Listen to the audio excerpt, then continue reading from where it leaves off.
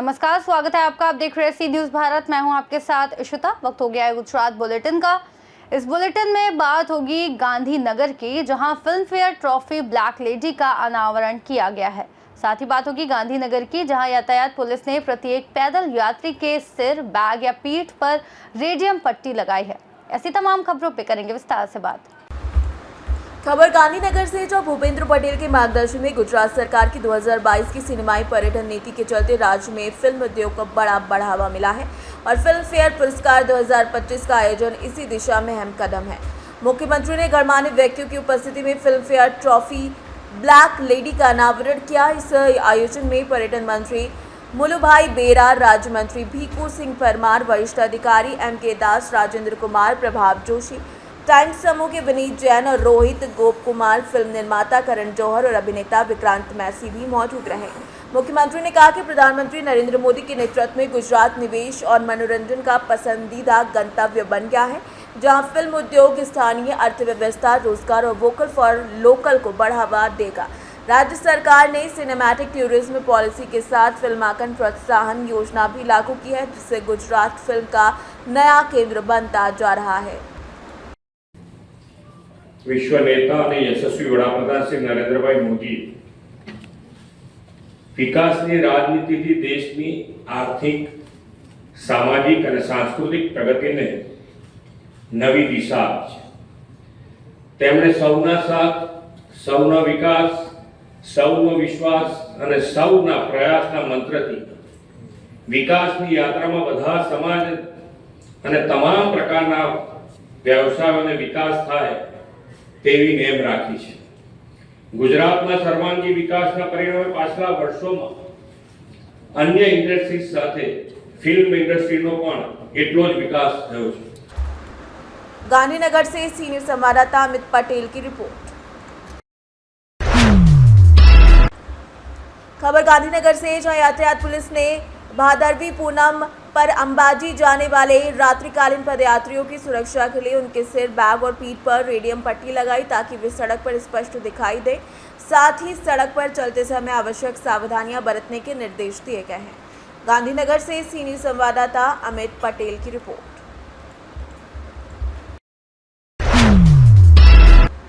बड़ौदा के वाघोडिया नगर पालिका के अंतर्गत बाजार समिति क्षेत्र में ओवरफ्लो सीवर की समस्या के कारण लोग गटर का गंदा पानी प्रदूषित सीवेज से जूझ रहे हैं।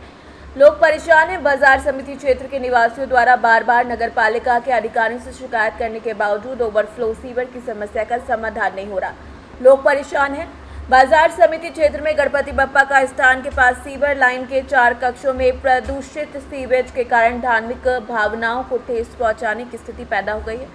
प्रदूषित सीवेज के कारण बाजार समिति क्षेत्र का एक परिवार गंदगी के कारण रोग से पीड़ित है। निवासी गणपति बप्पा के अवसर पर सीवर की समस्याओं का तुरंत समाधान करने पर लोग मांग कर रहे हैं। ओवरफ्लो सीवर की समस्या का समाधान न होने पर विधायक कलेक्टर से शिकायत की है। तत्काल उन समस्याओं का समाधान करें। वाघोडिया द्वारा सभ्य धर्मेंद्र सिंह वाघेला बापू को लोगों की अपील है कि उन पर ध्यान दें। आज गंदकीना कारणथी आ मेलेरिया रोग थवा माटे अमारा घरमां बहु गंदकी फैलाई गई, रोडे गंदकी फैलाई गई छे। तेनाथी अमारा बाळ बच्चा, मारा हस्बंड, मैं बधा गोवाराथी बीमार थई गया छे। मारा हस्बंडनी नौकरी बी 2.5 महीनाथी ना पाडी दीधुं छे नौकरीनुं। हवे कोवाराना दखे अमे करीए ज हुं साहेब। अमर खावा पीवानुं बधुं जतुं रह्युं अने गंदकी एटली तो फैलाय छे, नाना छोकराने बी मेलेरिया थई गयो छे। होस्पिटल गया तो डॉक्टर शुं कीधुं? एवुं कीधुं छे के आ तमारा गंदकीना कारणे के तमारा बहु चेपी रोग लागी गयो छे। કેટલા ટાઈમથી લ્યો છો? आ 2 મહિનાથી રેગ્યુલર દવા તો ચાલુ જ છે। હવે નોકરી ધંધો કશું રહ્યો નહીં, એટલે હવે સરકારીમાં જઈએ ને સરકારીમાંથી દવા લાવે, પ્રાઇવેટમાં એક વખત લાવે તો કોઈને 3000 ની આવી, કોઈને 2500 ની આવી, મારી 1500 ની આવી।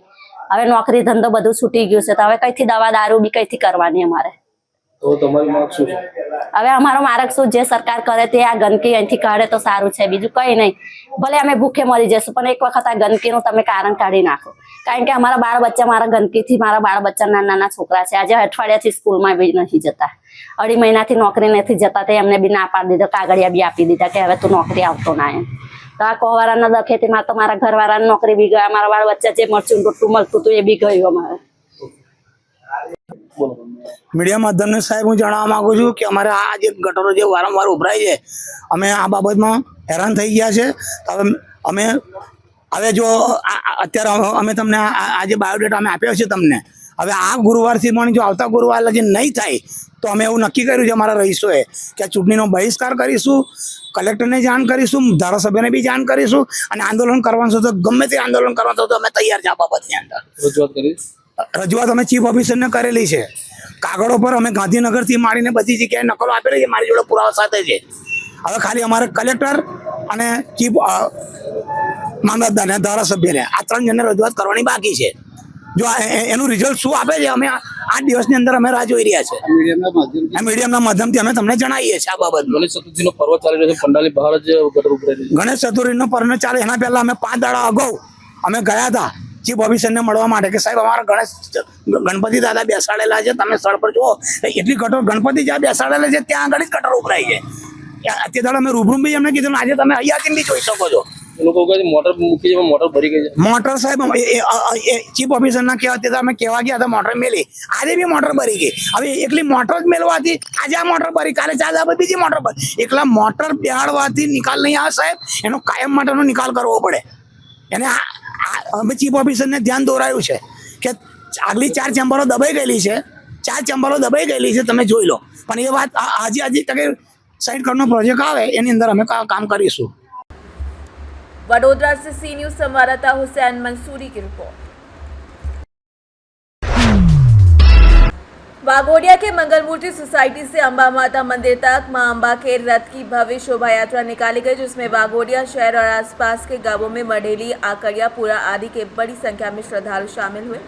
जय जय अम्बे के नारों से नगर गूंज उठा। हर वर्ष की तरह इस बार भी तकरीबन 250 से अधिक पदयात्री अंबाजी माता के दर्शन के लिए पैदल यात्रा पर रवाना हुए। ये संघ 10 दिन की पदयात्रा के बाद भादरवी पूनम के दिन अंबाजी पहुंचकर मां अंबा के दर्शन कर आशीर्वाद ग्रहण करेगा। वाघोडिया से सी न्यूज संवाददाता हुसैन मंसूरी की रिपोर्ट।